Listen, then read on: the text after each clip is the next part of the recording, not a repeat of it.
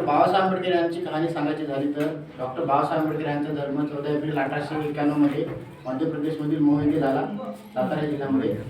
Doctor Babasaheb Ambedkar गरीब होते, तेव्हापासून त्यांना जातीभेदाचे चटके सहन करावे लागले होते.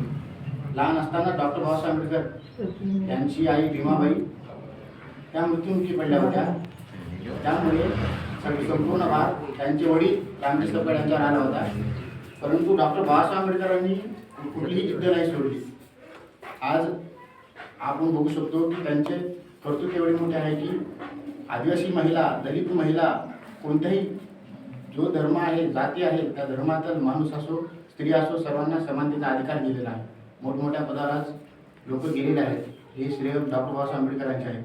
परंतु डॉक्टर बाबासाहेब आंबेडकर म्हणतात की जेव्हा मी संविधान निर्माण करत होतो तेव्हा मला कुठल्याही काय म्हणतात त्याला अडचण आली नाही, कारण की मी छत्रपती शिवाजी महाराज यांचं स्वराज्य डोळ्यासमोर ठेवलं होतं. आणि डॉक्टर बाबासाहेब आंबेडकर म्हणायचे की शिका, संघटित आणि संघर्ष केला. आपण शिकलो आणि संघटित पण झालो, फक्त आता संघर्ष करायची वाढी आली. कारण की बाबासाहेबांनी एक आपला मंत्र दिला, तो मंत्र घेऊन आपल्याला सर्वांना गावाचा विकास करायचा आहे, संघर्ष करायचा आहे, गावाचा विकास करायचा आहे. आणि बाबासाहेब आंबेडकरांनी महिलांसाठी योगदान काय केले तर महिलांसाठी राखीव शीट केली, घटनादुरुस्ती 73-74 घटनादुरुस्ती महिलांसाठी राखीव शीट केली.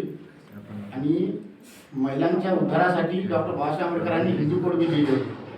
परंतु काही कारणामुळे ते नामंजूर करण्यात आले होते. बाबासाहेब सर्वात पहिले कायदेमंत्री होते, तर बाबासाहेबांनी कायद्याचा कार्यमंत्री पदाचा राजीनामा दिला होता, कारण की हिंदू कोड बी लागू झाले नव्हते. हे तात्कालीन कारण होते. आणि बाबासाहेब चळवळ करत असताना बाबासाहेब आंबेडकरांना राजश्री शाहू महाराज यांनी खूप मदत केली. त्यांच्यामुळे आणि खास माता रमाई यांच्यामुळे आज डॉक्टर बाबासाहेब आंबेडकर हे खूप मोठं नाव आहे.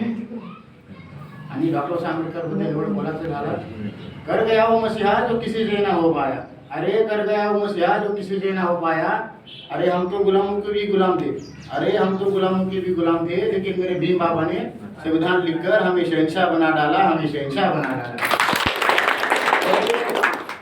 संविधानाच्या आधी मनुस्मृती होती. मनुस्मृतीमध्ये शूद्र, अतिशूद्र अशी सर्व वर्णव्यवस्था होती.